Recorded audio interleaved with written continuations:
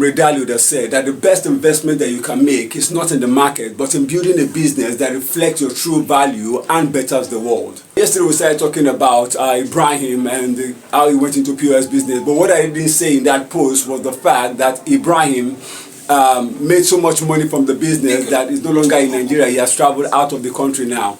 And still on that same trend, there is this very interesting story that I want to talk about. We're still on the business. What business can you do with 100,000? And I just want to cite a very good example of somebody that traded with that amount of money, with less than that actually, and became very successful, or is scaling up in his own little way. Actually, apparently there's this driver sometime in November 2024 that was working with a particular boss, and something transpired between him and the boss that, like, he had to leave the job, and not because the boss wanted him to, but an event beyond the control of the boss, so he had to leave the job.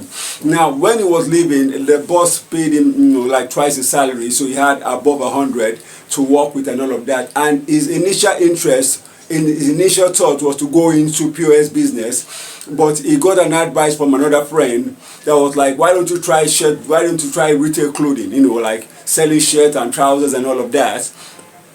And he didn't have any idea about the business beforehand, but the guy was able to guide him. You go to Marina, you get some shirts, you come look for a stand during the evening when people are closing from the office. Most of the people that work the office, the corporate guys, they don't have the time to go into the market and start picking up shirts. But when they see a stand that belongs to you and is looking okay, you have quality shirt on stand, they might consider coming to you to get some of the shirt that you're selling. And he took the advice of a friend, went to the market. Now, let me say this, the fact about retail clothing is this: it's a business that I've done before, and it's a very lucrative business, although I had to leave it and move on to other things. Now, he went into the retail clothing. He started buying the shirts, coming to the stand when men are closing from the office, when the guys are closing from the office in the evening. He's out there with his stand, advertising what he's selling and all of that. Now, between November, December, January, he has multiplied that money to over 300,000, as at the last time that, we discussed with him. And he's still in that business right now, and he has enough time for himself, considering the fact that he's not always there throughout the day. He comes out in the evening, and during the weekend he's schooling. Now, there are so many businesses out there that can be done with that amount of money. It all depends on our flexibility. Oftentimes a lot of people will say, I can't do this, I can't do that. Now, find what you're passionate about. Find what you're passionate about. And it's not just your passion. If there must be something that that when you go into can be able to multiply your money. If whatever you're going into is not able to scale the money up, there's tendency for you to get tired, to get weary after a point, and be wondering what is all of this. You get what I'm saying? So basically, it's all about you doing your survey, doing your maths.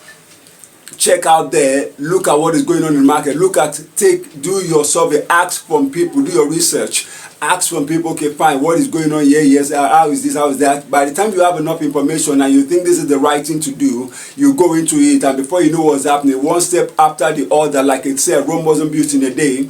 If you put yourself into it, whatever you take your time to work will definitely work for you after a period of time. You will see it working, and before you know what's happening, you're scaling your business and you're proud of yourself. Not that you collected the money and you're spending it, or you went to buy something that is not moving. In doing business with a small capital as that, you must be mindful of the fact that the turnover is what is important.